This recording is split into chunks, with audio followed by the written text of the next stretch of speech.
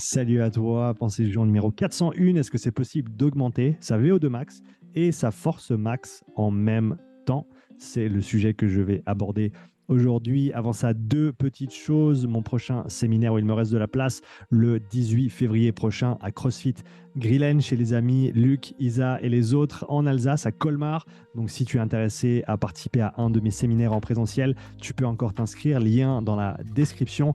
Deuxième chose, le programme d'introduction à la course à pied est bientôt là. Bloc 0 sort en début de semaine prochaine. Si tu souhaites être tenu au courant sur la liste d'attente, n'hésite pas à cliquer le lien dans la description également. Et sur ce, parlons donc du sujet du jour, VO2 max, force max. Est-ce qu'on peut améliorer, augmenter ces deux qualités en même temps? Donc, par force maximale, qu'est-ce qu'on veut dire? On veut simplement dire combien de poids tu peux bouger de manière absolue. Pas nécessairement par rapport à ton poids de corps, simplement combien de poids tu peux bouger, que ce soit sur un squat, sur un développé couché, sur un soulevé de terre, surtout ces mouvements de force, si on veut bien les appeler comme ça.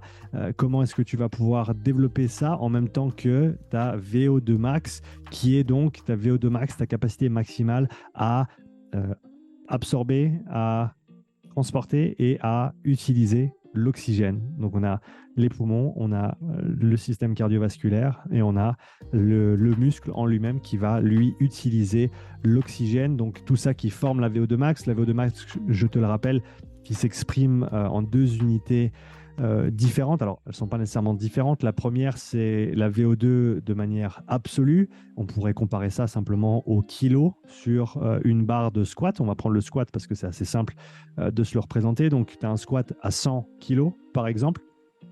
Donc, ça, c'est ton squat de manière absolue. Et tu as une VO2 max à 50.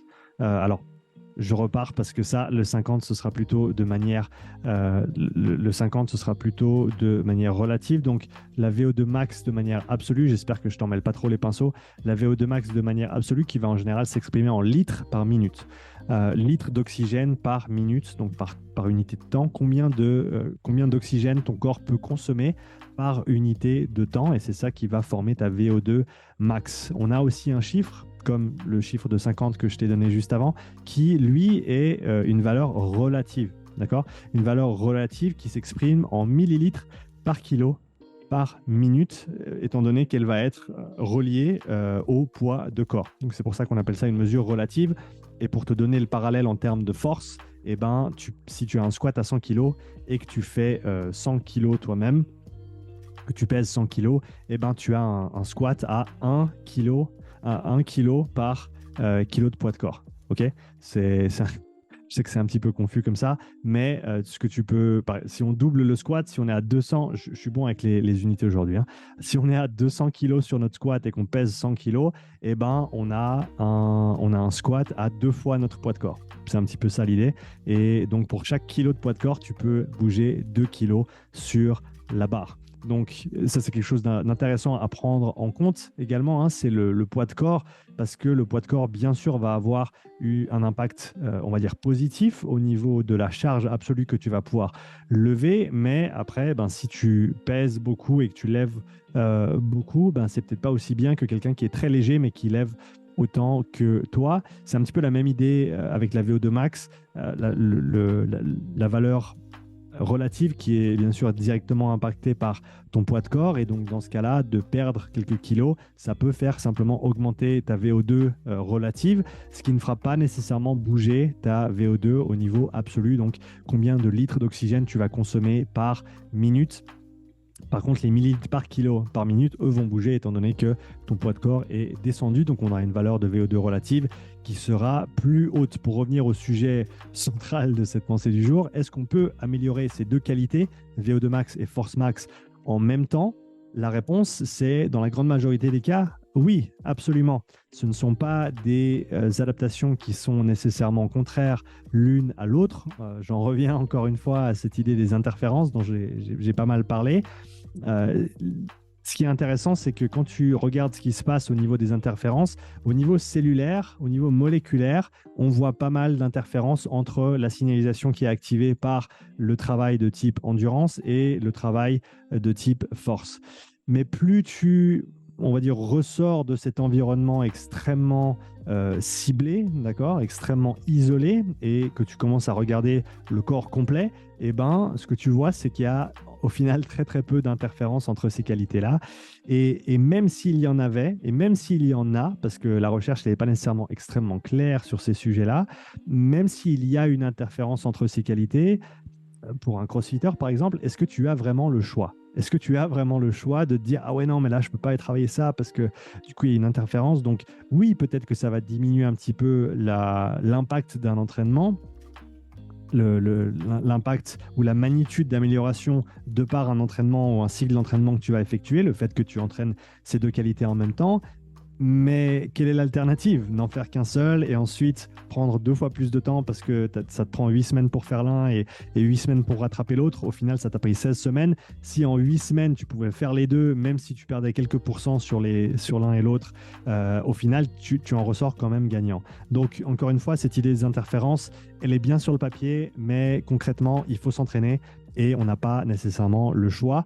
Donc ça, c'est la première chose. Et encore une fois, je ne pense pas que on doit nécessairement choisir. On peut travailler ces deux qualités de manière assez poussée en même temps. Et bien sûr, il y a un moment donné où pour gagner 5 kilos sur ton squat, ça va te prendre énormément d'énergie et énormément de temps. Et donc, dans un contexte-là, plus on arrive au final, plus on arrive à des niveaux élevés dans une qualité ou l'autre, et plus ça va être difficile de faire les deux en même temps. Mais encore une fois, les cyclistes, quand ils font leur pré-saison, qui font du travail de renforcement, en tout cas, ils en font plus à ce moment-là qu'en saison, quand ils ont des compétitions, des courses, etc., eh ben, ils vont techniquement travailler les deux en même temps. Ils vont travailler leur renforcement, ils vont faire bien sûr beaucoup de bases, d'endurance fondamentale, mais ils vont aussi commencer à inclure des entraînements de plus haute intensité. Ça dépend de quel type de compétition ils vont effectuer, des besoins de l'athlète, de comment ils vont planifier leur année d'entraînement, etc. Bien sûr, mais le fait est qu'ils vont travailler ces qualités en même temps parce qu'ils n'ont pas le choix. Le crossfitter, c'est pareil, et c'est peut-être un petit peu différent dans des sports de force maximale. Mais quoi qu'il arrive, tu peux quand même développer ces qualités en même temps et tu n'as pas besoin de nécessairement choisir l'une ou l'autre pour commencer. Voilà, travaille les deux. Et si tu perds un petit peu sur les deux parce que tu as travaillé les deux en même temps, ben, au final, ce sera quand même mieux que si tu n'en travailles qu'une seule à la fois. Ça te fera gagner un petit peu de temps. Et je pense que c'est des bonnes choses à faire également aussi. Ce n'est pas nécessairement toujours super d'isoler des qualités et de les travailler toutes seules et ne pas travailler les autres. Je pense que l'intégration verticale, comme on peut l'appeler, qui en gros est l'idée de travailler toutes les qualités physiques ou physiologiques, athlétiques dans la semaine, mais simplement de moduler comme des petits boutons de volume sur une stéréo, de moduler les différentes qualités selon les besoins du moment, selon la planification qu'on a établie pour se préparer pour un événement précis. Mais il faut travailler toutes ces qualités en même temps, bien sûr. Donc, quoi qu'il arrive, n'aie pas peur, entraîne-toi correctement, entraîne-toi dur, mais entraîne-toi intelligemment et n'aie pas peur de ces interférences et continue à faire le boulot qu'il faut pour progresser tout en prêtant attention, comme toujours, à ta récupération et j'allais dire, ta force mentale.